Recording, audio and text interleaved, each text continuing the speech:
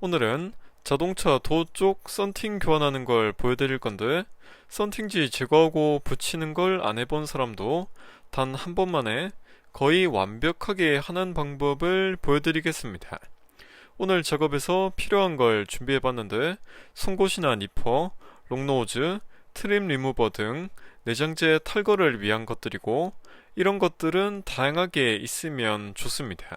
이 전동 공구들은 10mm 볼트와 십자 나사를 풀기 위한 건데, 수공구를 쓰셔도 상관없고 저는 그냥 이걸 쓰겠습니다.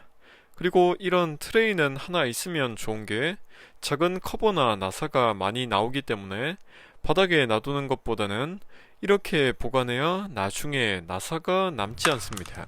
이제 작업을 위해서 유리 주변을 싹 탈거하겠습니다.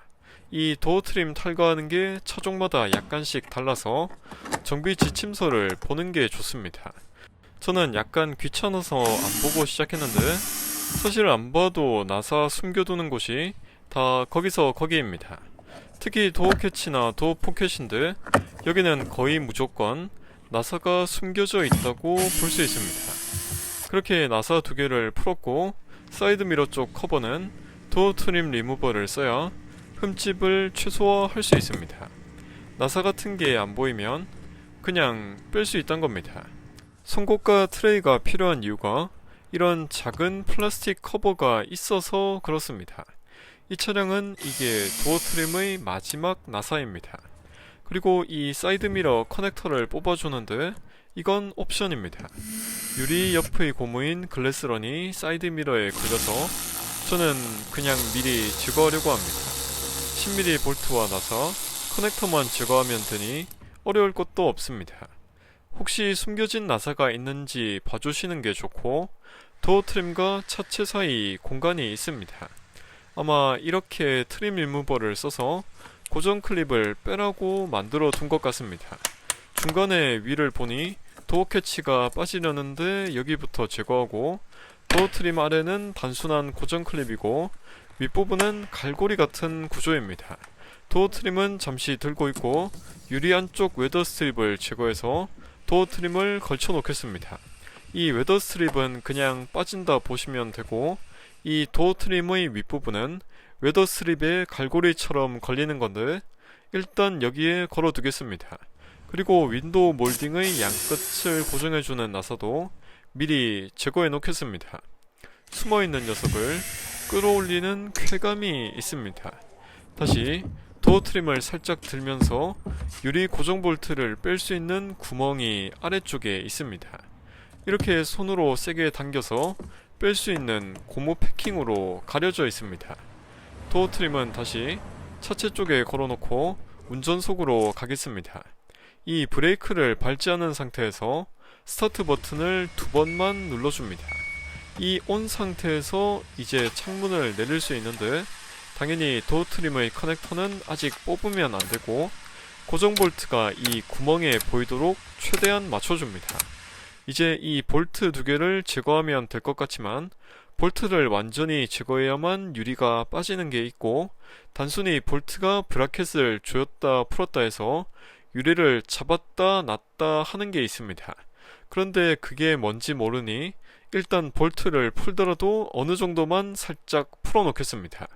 볼트가 꽤나 꽉 조여져 있는데 느슨한 정도면 충분합니다. 참고로 10mm 볼트입니다. 도어 트림 한 손으로 들면서 촬영까지 하려니 힘든데, 여기까지 했으면 이제 제거해서 보관해놔도 상관없습니다. 여느 커넥터처럼 잘 보고 누르면 뺄 수 있는 겁니다. 이제 왼쪽에 있는 10mm 볼트도 똑같이 느슨하게 풀어줍니다. 그리고 올라와서 유리 왼쪽과 오른쪽을 잡고 흔들어 보면 되는 건데, 왼쪽은 안 흔들리고 오른쪽은 흔들리니 왼쪽 볼트는 완전히 제거하시면 되고 오른쪽 볼트는 놔두면 될 것 같습니다. 그리고 이왕이면 자석으로 된 십자 드라이브나 소켓을 사용하시는 걸 추천드립니다. 만약 저 볼트가 안쪽에 떨어지게 되면 일이 꽤나 귀찮아질 수 있습니다. 볼트 하나만 제거했는데 유리를 제거할 수 있게 됐습니다. 이 부분도 선택사항인데, 옆부분 고무인 글래스런을 뽑지 않아도 유리 제거는 가능합니다. 저는 이게 편하기도 하고 나중에 실리콘 그리스를 발라줄 생각이라 그냥 제거하려고 합니다. 혹시나 다시 못 끼울까봐 걱정하실 수 있는데 어렵지 않습니다. 이고 있었는데 오프해주시고 이제 유리를 뽑겠습니다. 배터리 방전에 항상 주의해야 하고 유리는 형상을 고려해서 약간 돌려줘야 제거하기가 쉽습니다. 하나 의문을 가지실 만한 게 글래스런과 웨더 스트립을 다 제거하면 공간이 좋아져서 이 상태에서 썬팅을 하면 되는 거 아니냐 라고 하실 수 있습니다. 하지만 외부는 모래 먼지도 많고 바람도 많이 불기 때문에 썬팅지 준비하다가 바람에 씹히는 문제도 생깁니다. 그 외에도 문제가 많지만 단 한 번만에 처음 해보시는 분도 완벽히 끝내기 위해선 실내로 유리를 가져가야 합니다. 집에 가지고 가서 화장실에서 일단 세척부터 해줍니다. 특히 유리 외부와 하부 쪽에 찌든 때가 장난 아니라서 때밀이와 세jet물로 시원하게 청소해주겠습니다. 7년 묵은 때를 벗겨낸 셈인데 이왕 하는 김에 안쪽 썬팅지가 붙은 쪽도 똑같이 청소해줍니다. 이렇게 실내에서 하는 것의 장점은 220V와 헤어드라이어를 쓸 수 있다는 겁니다. 안쪽의 접착제 냄새가 난다는 게 최대 단점인데 환기를 잘 해주면 될 겁니다. 이런 칼날은 무조건 필요하고 유리에 어지간해선 흠집이 안 나니 크게 걱정 안 하셔도 됩니다. 한 가지 분명한 건 열을 좀 가해주는 게 썬팅지 제거할 때 편합니다. 필름 안쪽의 접착 성분을 뜨겁게 해줘야 잘 벗겨지는 것인데 문제는 귀찮음과 냄새일 겁니다. 당연한 이야기지만 흠집을 최대한 안 내려면 세jet물로 윤활을 해줘야 합니다. 유리가 뭐 다이아몬드 그런 건 아니기 때문에 눈에 잘 안 보이는 흠집이 살짝 날 수는 있습니다. 예민하시면 스티커 제거제를 쓰시는 걸 추천드립니다. 여하튼 분명한 건 신품 썬팅지를 붙이기 전에 유리 부분이 완전히 매끈해야 좋습니다. 그리고 썬팅지는 유리 접착면과 비대칭이면서 위쪽이 매끈해야 합니다. 벗겨내는 쪽이 위쪽을 봐야 하는데 이렇게 매끈한 게 벗겨내는 부분입니다.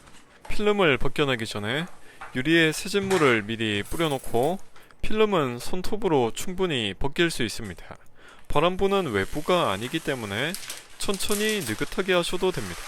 하다가 갑자기 밥 먹으러 가는 정도만 아니면 괜찮습니다.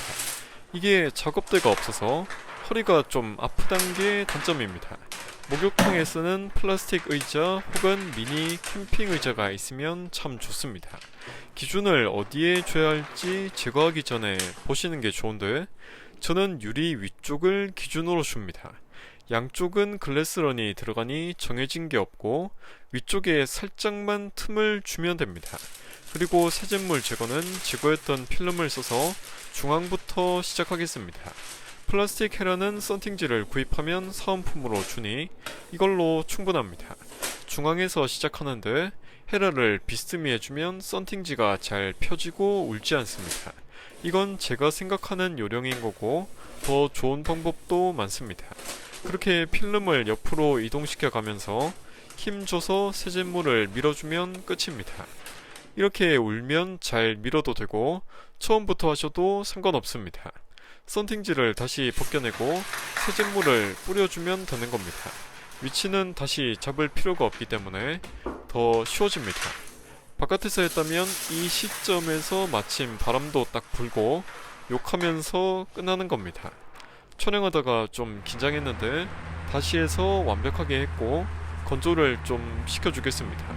건조하는 사이에 뒷유리도 했고 2편에서 이어집니다.